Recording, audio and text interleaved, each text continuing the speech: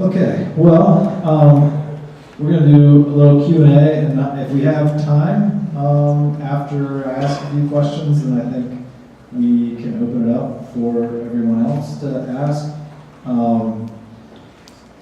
I'm not a visual artist. Okay, so my name's John Ballenger, for those of you who don't know me. I work here and teach a few classes here, and got to know Luke, and just interested in art, and so I'm sort of a stand-in, I think, for the crowd for a little bit. I'll ask some questions, as an engaged viewer, and then, we'll see where we go. If we have enough time, I guess we'll allow for some questions. So I'll ask a really easy question to start out with. So why art? Like, what are your expectations of what you've done? It's a fairly significant thing, I think, to make something and then put it out in your community in this way. So what are you doing, I think, whenever when you do that? What are your expectations of it? It's just a softball. I'm tossing up an easy question. Yeah, it was a joke about it being an easy question. I think that's probably the only way for me to answer that is to try to speak about my own kind of why I'm doing it for my own reasons, rather than trying to speak broadly about what I think the arts do in general. I think that the arts can probably do lots of different kinds of things. I think they can be applied in different ways, but what I'm most interested in is what seems to me to be a place where the arts do something that I don't think a whole lot of other things do well. And I think that thing is engaging parts of life that are difficult to talk about in words and in conversation. I think that some of the things in these films, for example, are things that I really don't know if I could tell you if we were just talking about my life and the things that I've experienced. I think probably the only way that I could get at them would be to do something like this, and we'll probably touch on that more later, but my interest in doing art is in sort of self-understanding on a certain level, and then on another level, what I would want to have happen is for me to make something, and for someone else like any of you to see it, and I would hope for you to feel less alone in the world after having seen it. I would hope that it accesses or gestures towards some part of your own experience in being in the world that maybe you don't quite know how to talk about, but that this might be a way in to those experiences and those parts of yourself. And that you would feel less alone in that you would know that you're not the only person who kind of knows what that is. So I've seen some of your other artwork. Why film? A lot of times we think of artists and we think of a painting. Why are you using this particular medium? I didn't grow up interested in the arts, like painting or drawing or making sculptures or something. I grew up, like probably most other kids, interested in music and movies and stuff, like the stuff that real humans are interested in. And I think that I started doing art at Book for some of the reasons that I just described when I was answering the last question, because I think it does engage a part of my being in the world and potentially a part of others being in the world that can't be engaged very well through other disciplines or avenues. So film, trying to answer that question. I'm doing film mostly, I think, because I was interested in film before I started doing art at the Book. So since starting at the Book, I've gotten into painting and sculpture and things like that, because I think those mediums actually function in a way that film maybe doesn't. What I think is still interesting to me about film, it was something that I was sort of obsessed with growing up. I watched lots of movies, normal person movies, and I think that I'm still interested in film because I think there's potential to kind of juxtapose the narrative qualities of film against the less narrative qualities of like a painting, meaning film happens over a period of time and there's like a story being told, usually in like normal films. And I'm interested in doing films that maybe have less of that, but that are still accessible through kind of what look like narrative devices, like kind of a plot of some kind and a movement from one thing to another throughout the film. Clumsy answer, but that's the best I can do. Okay, well, I'm going to make you do a little bit better. Just because, talk about that. Like, so you have 3 films here, and there's not a narrative quality in the sense of dialogue, a plot where you see Frodo take the ring and drop it off in the Mount Doom. And yet there's some kind of narrative quality still in this. Talk a little bit about that process, what you were trying to do with some of the imagery and what you still see in it that has that narrative quality. Because I feel it. I feel like there's a narrative quality. Do you feel that there was a narrative quality? I think so. I think like it's like a really small narrative in the sense that like not a whole lot. This is a difficult question to answer. It feels like on some level not a whole lot happens over the course of the film.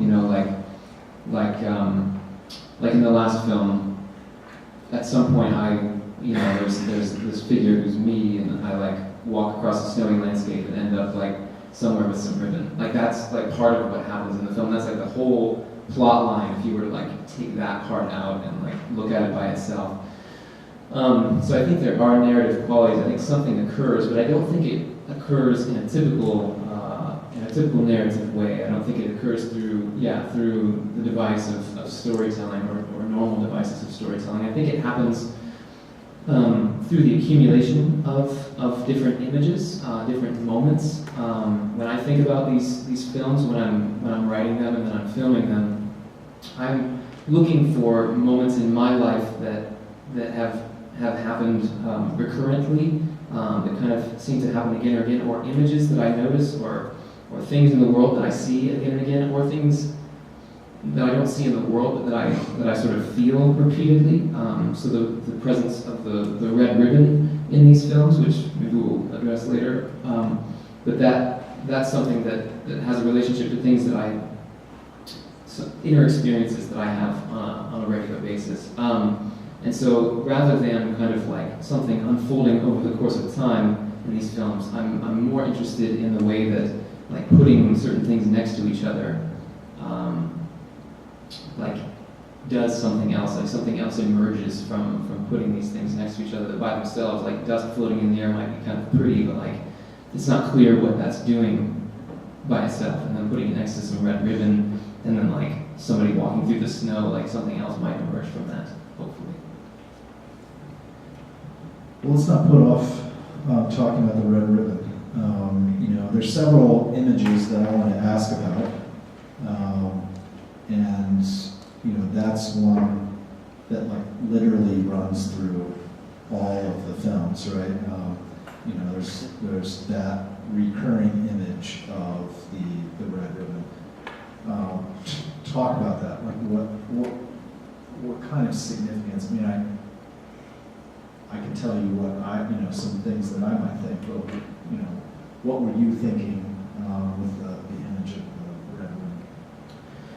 We went through a practice round of this Q&A a couple days ago, and I gave a really I think a pretty good answer to this. Should have recorded that. We should have recorded it so we could just play it back, because I have no idea if I'm going to be able to repeat that situation, or if I'm just going to say something stupid. But I think that the red ribbon, the presence of the red ribbon in the films doesn't stand in for some specific like it's not like I can say the red ribbon stands for longing for God, or the red ribbon stands for my experience of sadness when I'm doing this or that.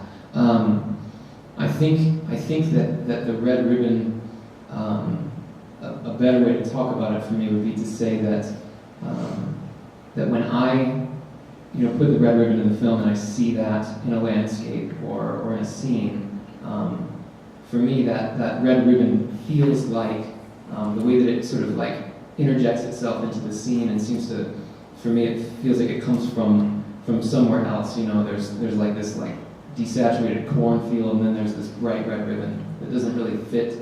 That's sort of dissonant in that space, and for me, that feels like experiences that I have in the world, but it doesn't feel like it's not intended to stand in for one of those experiences. I think that it has a relationship to, many experiences of being in the world that I've had. Well, one of the things I think we talked about the other day was just we're here, we happen to be here at Mount Vernon Nazarene University, and someone might say that ribbon, stands in for the presence of God, or the longing for the presence of God, something like that.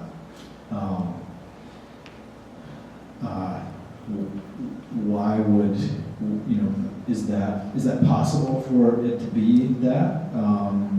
Why would it be that or not be that in the film? I think that to understand it that way, like if anybody understood it that way, I wouldn't want to say like, don't think about it that way, you have to think about it the way that I think about it. But I think that the problem with that for me, the reason I wouldn't want it to stand in for that, and the reason that I hope that the things in these films and the things that I'm doing elsewhere don't just stand in for something, is because I think that when we talk about the presence of God, if I say something like, I have a longing for the presence of God in my life or something like that, for me, that phrase is a phrase that I've heard a lot and I've probably used many times. But I don't think that phrase actually engages well with what I mean when I'm using that phrase. And I hope that the presence of something like the red ribbon in the film, rather than standing in for me just saying I have a longing for the presence of God, or thinking about some already conceived of idea like that, I hope the presence of the ribbon in the film actually points to what I think I really mean when I say I have a longing for the presence of God, which I think what I really mean is something that goes way beyond verbalization, way beyond something that I can just like say in a sentence. I don't think that longing or any sort of rich kind of emotional experience or inner experience is something that I can speak to like 5-word phrase or something. I think it needs more than that, and that's why I think the ribbon is important.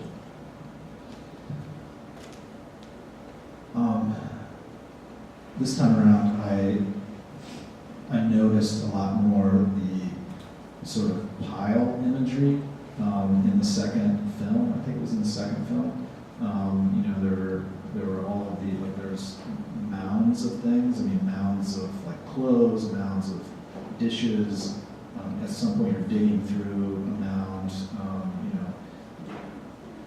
What is that image?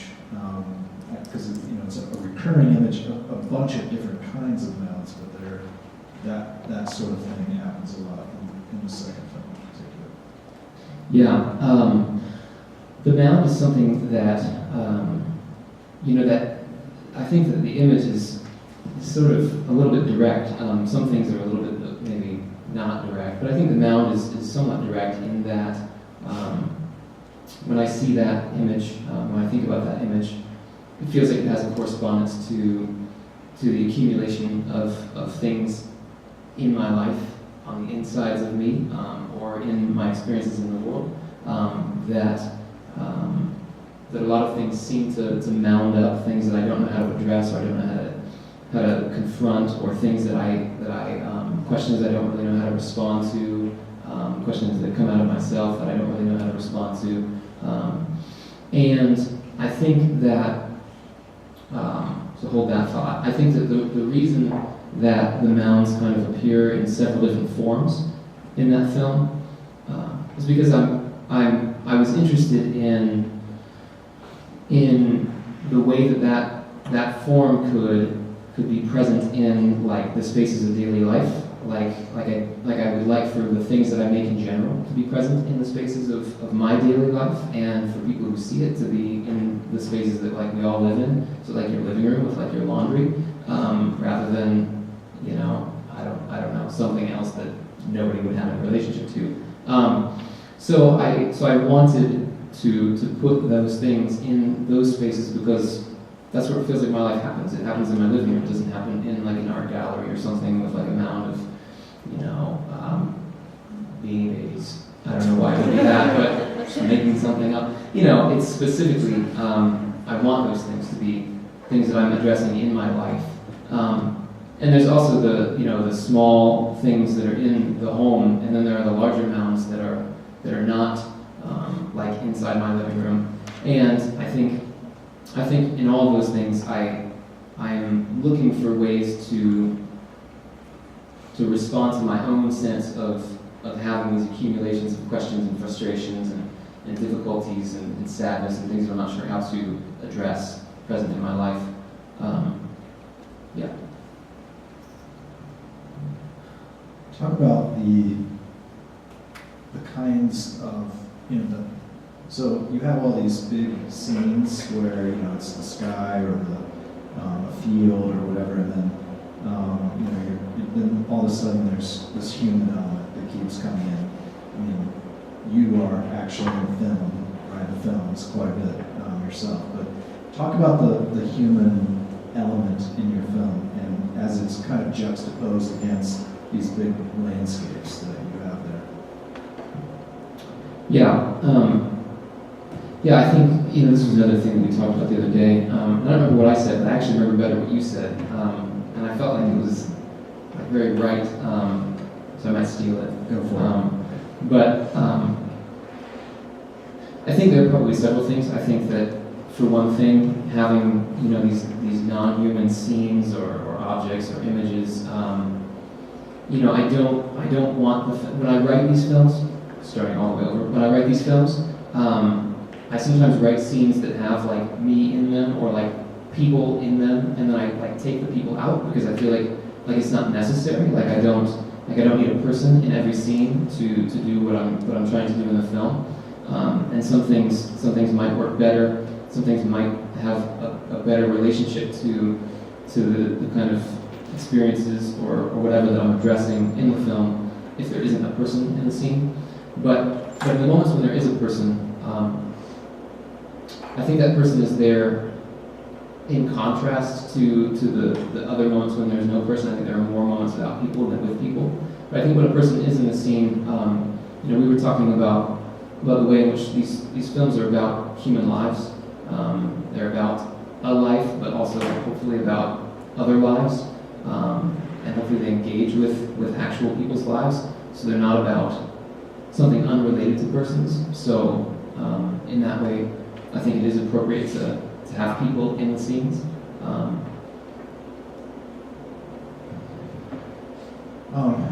Talk about violence. There's a few scenes where, one in particular where you're, wrapping your head with duct tape, which seems relatively violent, especially once you've, covered up almost everything.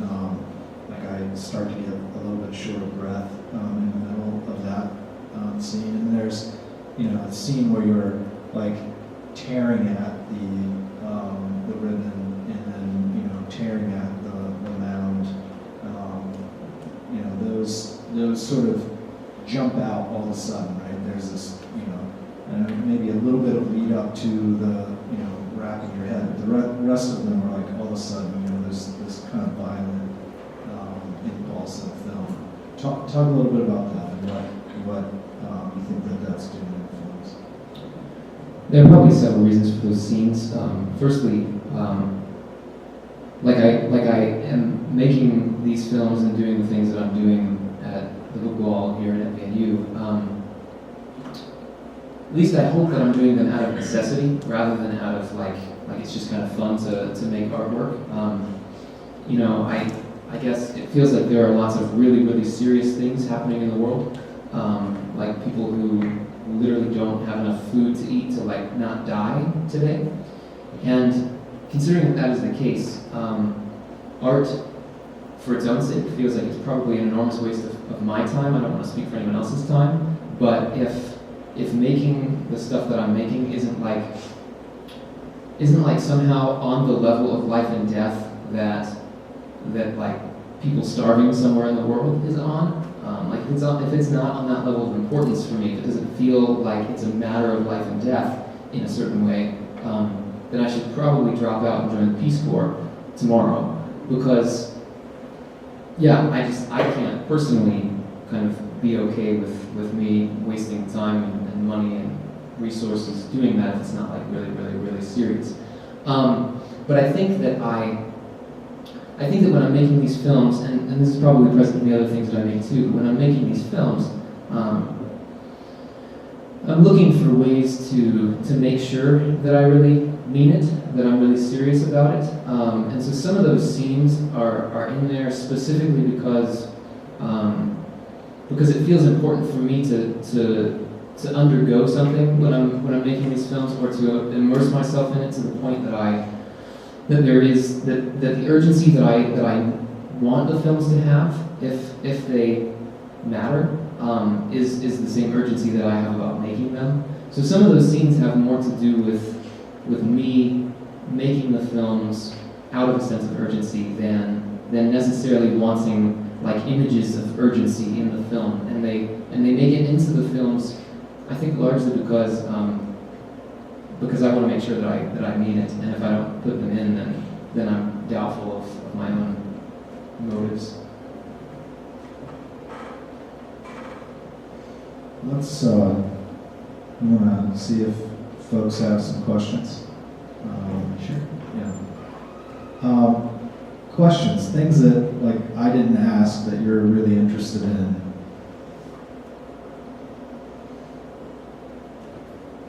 Just, shout it out. So speaking in terms of the film primary, why that color strategy? Why not complementary? Why not black and white or one singular color? I just think it's interesting that that's just the concurrent theme visually. So I just want to know what the mindset and intention behind just those three colors. Yeah. I was in color theory class, and that was my final project. So I'm just So I had to choose a color strategy for that class. This is like a super lame way for that to come about, but this is how it actually happened.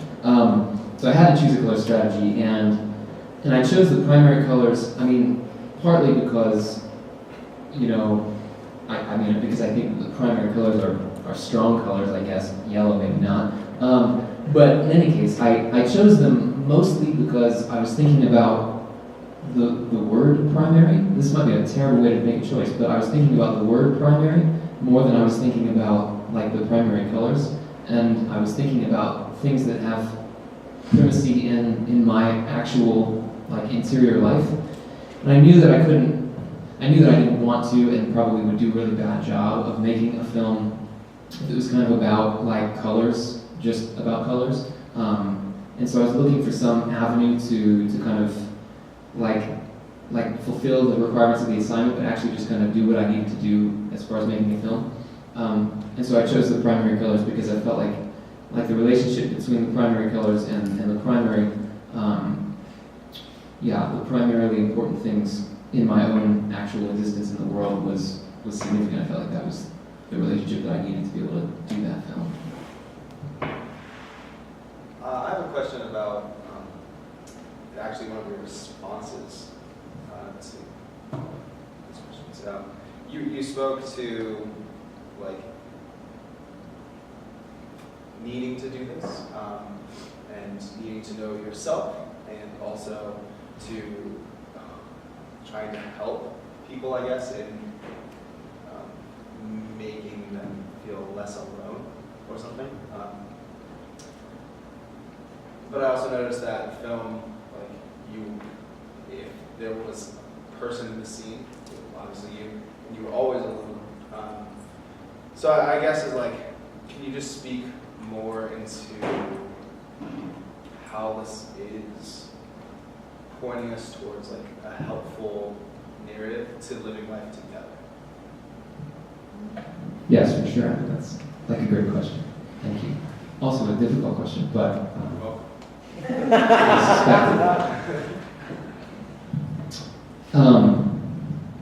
yeah, I think that, and this might be super like not true. So I'm just speaking out of my own kind of, like, this is kind of the way that I think about stuff in the world, and I could be really wrong, and you should tell me if you think I am. But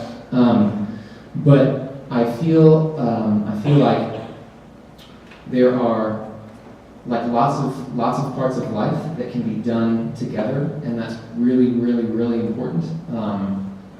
Like, to emphasize how important I feel like that is, I think that probably since I was like 15, I've been involved in trying to like create or be a part of one house church or another, or one Bible study or another, like pretty much continuously throughout my kind of growing up and then young adult years. That being said, I think there are parts of at least my experience of being in the world that, as far as I can tell, are not things that others have really been able to enter into with me. Like, we can have a conversation about it, but again, our verbalization of whatever is happening in me and whatever is happening in you is something that frequently, for me, falls short of like legitimate access into those interior spaces. I'm not sure if those kinds of parts of my life are parts of my life where anybody can really like totally go with me. I think those are parts of my life that do. That those are spaces in which I think I am in the presence of God. Although when I say that, I want to be sort of careful because again, that's like why the film is the way that it is, because it's gesturing to something that I think that language can fall short as well. The presence of God, like what does that actually mean? But I think that in those interior spaces, I think God is present in those spaces. But I'm not sure that others can totally engage with what those things are on the insides of me. So, to like finish answering your question, I think that community is really like extremely important. These films just aren't about being in community, which is why, for example, I'm interested in like the honors project that you're a part of, and that I'm working on this semester, because I am interested in the way that the arts can engage with a community. But that's just not the effort of these films in particular. I would want for these films to help people to feel less alone in the world, but not necessarily by inviting them into some kind of community, rather by gesturing toward a shared experience we might have that even if we can't talk about it, that like we just both watched that and we both know like that we kind of know what that is, and there was some togetherness in that, even if those are spaces that we can't totally get into inside of each other. Is that a decent answer? You can ask follow-up questions if you want. Yeah, a couple. So, what you're saying basically is the arts allow us to share mutual experiences, and coming from our own, lenses, our own narratives, share at least in something in this art that we're viewing or hearing or witnessing in some manner. Is that kind of what you're saying? I think that's part of it for sure. Okay, so a follow-up question is, do you think that the arts could allow others to gain an insight to the artist that the artist might not even have, and kind of develop community that way? Yeah, I think that's definitely possible. I think that there are probably like myriad things that happened in these films that, choices that I made subconsciously, or something that I wasn't really thinking about, but that through careful and attentive viewing, you might see into that, and you might know something of me that I wasn't even considering or that I wasn't even aware of. I mean, I think, to finish answering that question, I think that the same thing could happen in a conversation. I think the arts are not another way of like talking, but I think they are another way of having shared knowledge of one another, among other things. So I think that, yeah, in the same way that I could be talking to you about something and I could be like totally unaware that I'm like revealing some important detail about myself, and then you could say, hey, I just realized this thing about you, and I could say, wow, thank you that you just told me that, because I've like spent the last 26 years of my life not knowing what the heck that was about. Like that happens to me, and I think that's probably happened to you and probably everybody in the room. So I think the same thing can totally happen here. Yeah. I just don't think that's like the primary thing that I'm aiming at, but I think it can totally happen with these.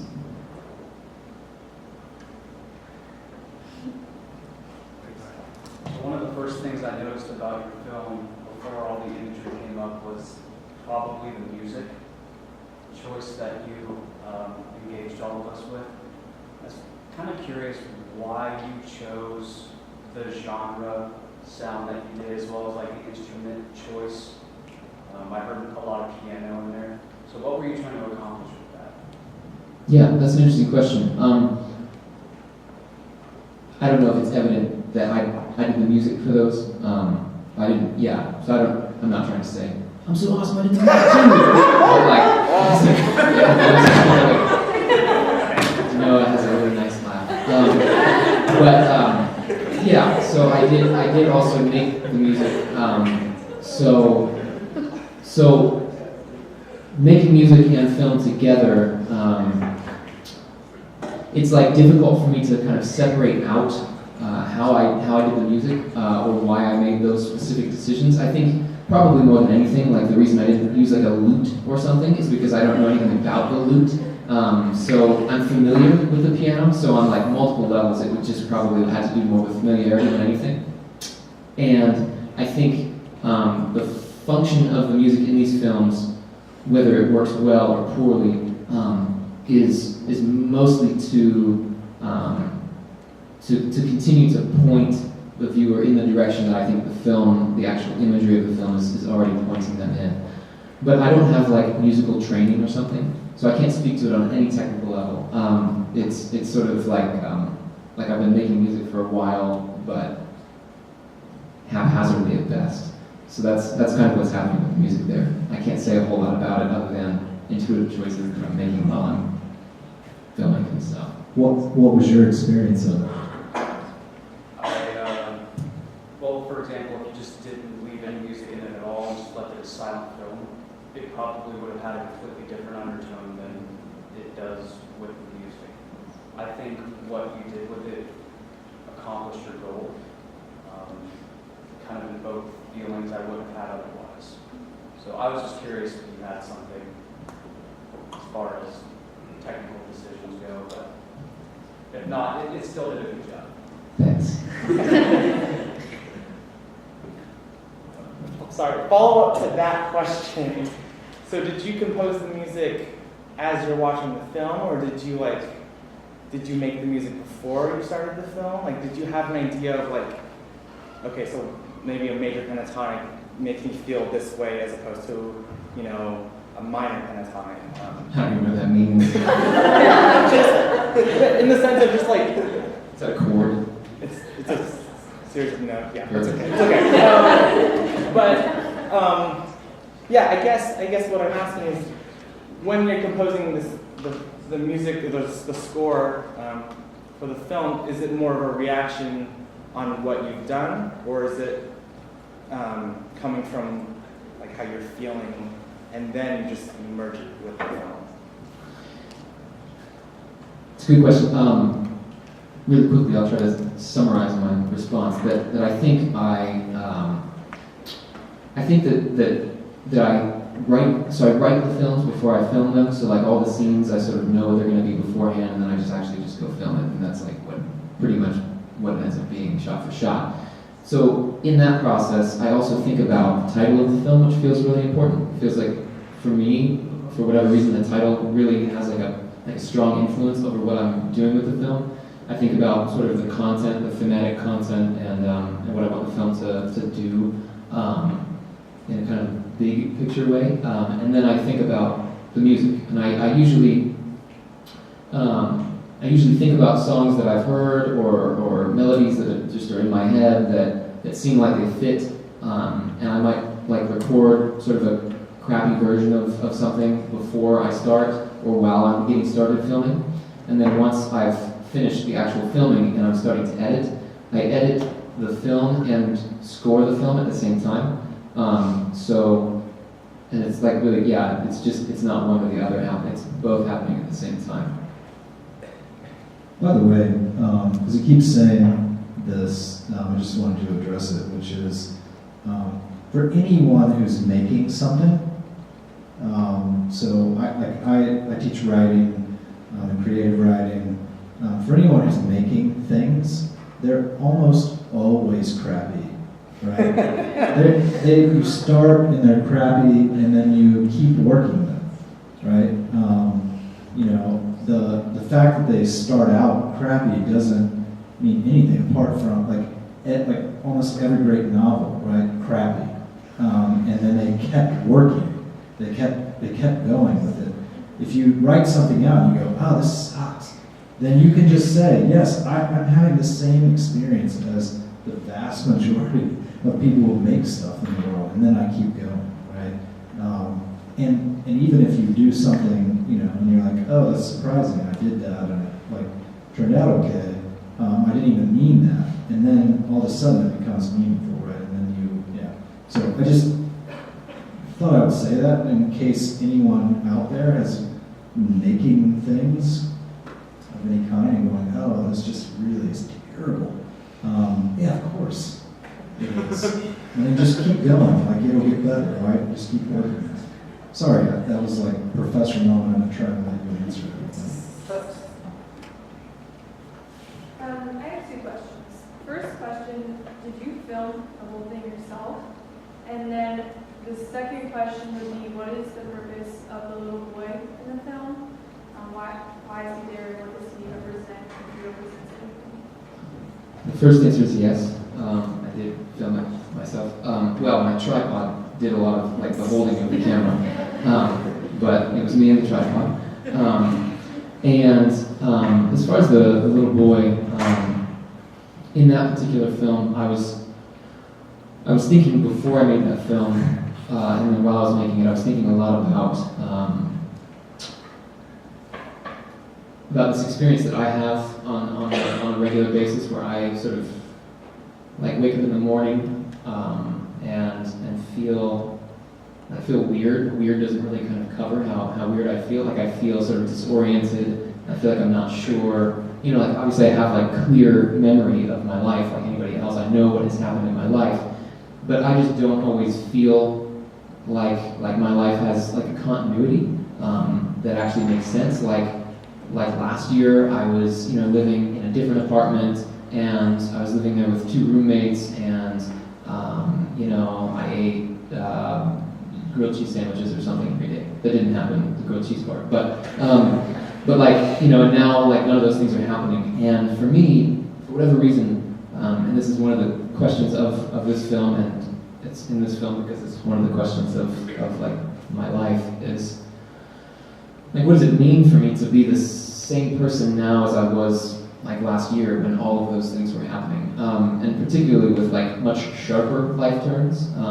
In what way, what parts of me have come with me through really intense sharp turns in my life, and what parts of me maybe are lost somewhere back there. And so I think in that film in general, I was thinking about that continuity or discontinuity, and that film on some level, I have a hope that there is continuity, even if it doesn't feel continuous to me. I have a hope that some of the things that were present in that film, like the experience of what that red ribbon is pointing to, which is something like that red ribbon seems to point to something like what I think people mean when they talk about the presence of God. So I have hope that that experience continues through the changes in my life, and other experiences as well. But the presence of the little boy had to do with my thinking about childhood, and whether I'm the same thing as a creature in the world at 26 having had the experiences that I've had, having done the things that I've done, if what I am is actually like preserved through all of those things.